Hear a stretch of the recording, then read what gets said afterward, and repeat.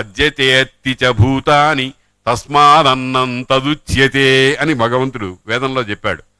అద్యతే అత్తి చ భూతాని, అద్యతే తినబడుతోంది, అత్తి తింటోంది.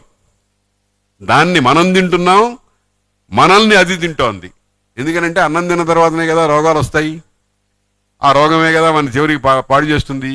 అందుకని తస్మాత్ అన్నం తదుచ్యతే.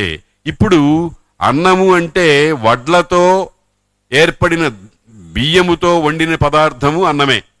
కందిపప్పును ఉడకేస్తే పెట్టేది అన్నమే.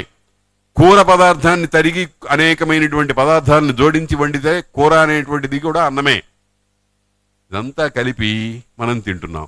కాబట్టి అదిగో విష్ణువు ముద్ద, ఇదిగో శివుడు ముద్ద, ఇదిగో బ్రహ్మ ముద్ద. ఈ మూడు ముద్దల్ని కలిపి ఒకటిగా చూడు, ఒకటిగా అనుభవించు. అదే పరబ్రహ్మము.